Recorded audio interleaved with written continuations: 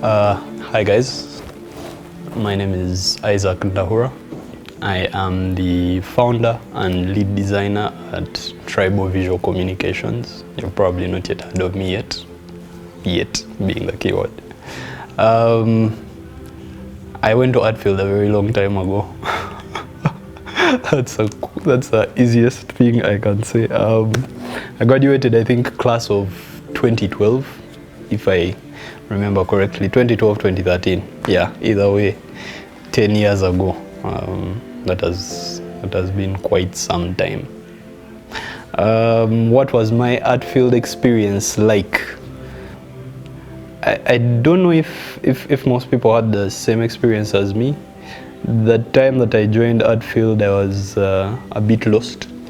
I had finished my course at campus, and I wasn't very interested in going down that career path, which was at the time auditing, finance, being an accountant and things like that.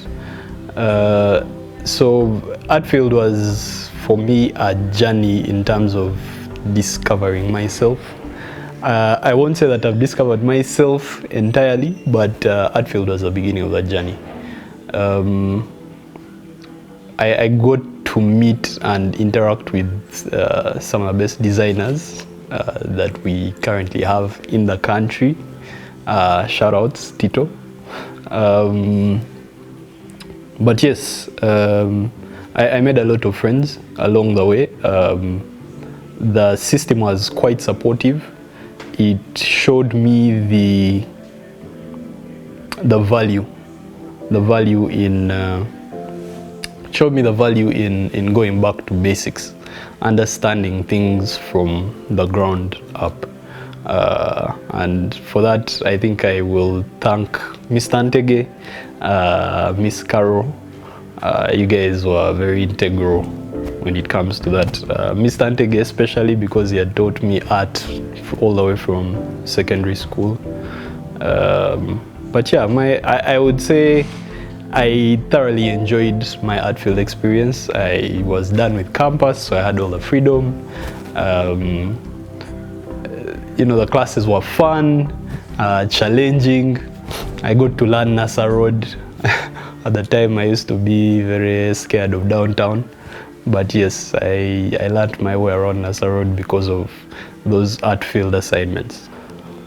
Yes, today I introduced myself as the founder and lead designer of TRIBL Visual Communications. FYI, the name TRIBL was born as a concept at Artfield.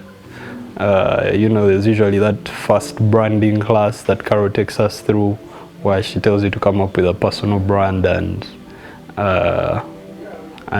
you bring it to life, design-wise, of course. Yes, TRIBL was born from that.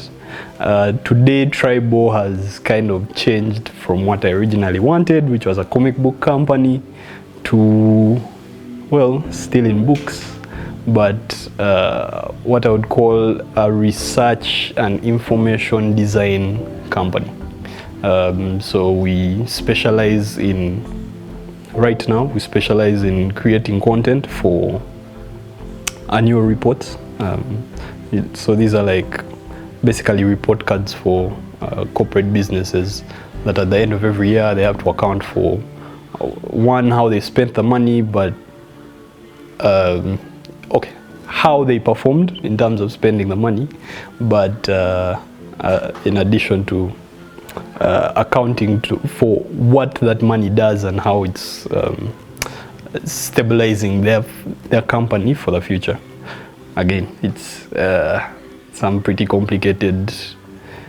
I make it sound complicated, but it's pretty easy. But yes, today I run an information and design company. But how did I get here?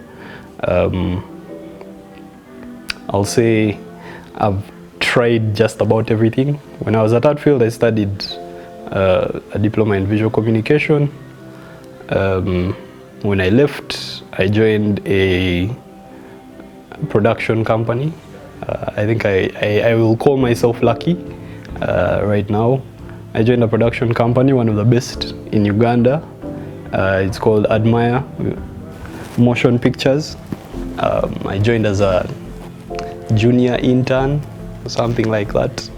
I interned there for about 6 months. Then they gave me the full-time job. I was with them for about 3-4 years. And I must say that was some of the most exhilarating time in my design career. That's when I learned about the long hours. That's when I learned how to overcome what's that thing called? Imposter syndrome. I learned to overcome imposter syndrome. I learned to talk to clients. Yeah, I learned the grind. I pursued more challenges. I happened to find myself at Fireworks at the time, which was, I would say, one of the best agencies at that time.